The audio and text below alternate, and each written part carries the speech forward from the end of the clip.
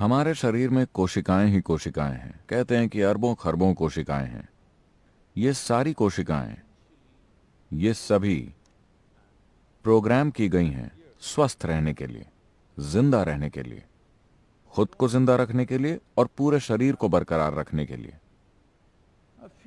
उनमें से कुछ शॉर्टकट अपनाती हैं। वो दूसरों की कीमत पर जीना चाहती हैं।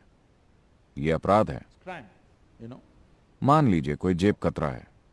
उसका धंधा क्या है? आपने पूरे महीने में जो कमाया है उसे वो एक ही दिन में हड़प लेना चाहता है, लेकिन वो भी समाज का हिस्सा है जब तक वो पकड़ाता नहीं। अब अगर देश के सारे जेब कतरे मिल गए और दिल्ली आ गए, तो अब हर किसी की जेब कट जाएगी, क्योंकि अभी ऑर्गेनाइज्ड है। तो अभी जिसे आप कैंसर कहते हैं वो बस यही है।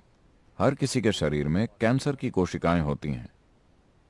जब वो ऑर्गेनाइज्ड हो जाती हैं और एक जगह पर इकट्ठा हो जाती हैं, तो ये एक गंभीर समस्या बन जाती है, इस हद तक कि ये किसी की जान भी ले सकती है। तो इसका हल क्या है? बताने को कई चीजें हैं। सबसे पहले, अपराध वहीं पनपता है जहां सिस्टम में कोई व्यवस्था नहीं होती। समाज में अपराधी फलेंगे फूलेंगे अगर कानून व्यवस्था ठीक से लागू नहीं की गई। तो हमारे सिस्टम में एक डिफेंस मैकेनिज्म है। क्या हम इसे ठीक ठाक रख रहे हैं? क्या हम इस पर हर किस्म के स्टिमुलेंट्स और नशीली चीज से बमबारी कर रहे हैं और फिर उम्मीद कर रहे हैं कि ये डिफेंस मैकेनिज्म काम करेगा? ये ऐसे काम नहीं करेगा। हमें ये समझना होगा कि हर स्टिमुलेंट और नशीली चीज जो हम लेते हैं वो हमारे डिफेंस मैकेनिज्म को कमजोर करती है। लोग सोचते हैं कि डिफेंस मैकेनिज्म सिर्फ बाहरी इन्फेक्शन के लिए बना है। नहीं, शरीर के भीतर मौजूद अपराधियों को काबू करने के लिए भी डिफेंस मैकेनिज्म काम करता है।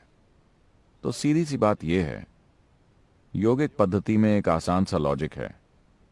हमारे शरीर में ये कैंसर कोशिकाएं लगभग 27 या 28 गुना ज्यादा भोजन खाती हैं सामान्य कोशिकाओं की तुलना में। तो अगर आप भोजन के बीच के गैप को बढ़ा देते हैं, योगिक संस्कृति में एक भोजन से दूसरे भोजन के बीच के गैप को 8 से 12 घंटे होना सबसे अच्छा मानते हैं। अगर आप भोजन में 8 घंटे के गैप को कायम रखते हैं तो ये कैंसर कोशिकाएं अपने आप मर जाएंगी, क्योंकि वो भोजन के बिना जीवित नहीं रह सकती। बाकी कोशिकाएं जीवित रहेंगी।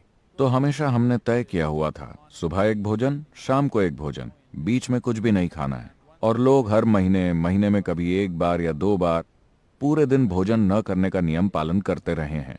इसे काबू करने के ये आसान तरीके हैं। इसके अलावा कई दूसरी चीजें हैं। सबसे बढ़कर, अगर आपका मन और शरीर एक तरह से सहज और शांत हैं, तो ये जीवित नहीं रहेंगी। अगर आपका मन और शरीर किसी तरह के उथल पुथल में है, तब ये जीवित रहेंगी और साथ ही साथ फलेंगी फूलेंगी भी। अगर समाज उथल पुथल में रहता है तो ऑर्गेनाइज्ड क्राइम बढ़ जाते हैं। अगर समाज में व्यवस्था रहती है तो अपराध बहुत कम होते हैं। यही चीज हमारे शारीरिक सिस्टम के लिए भी सच है।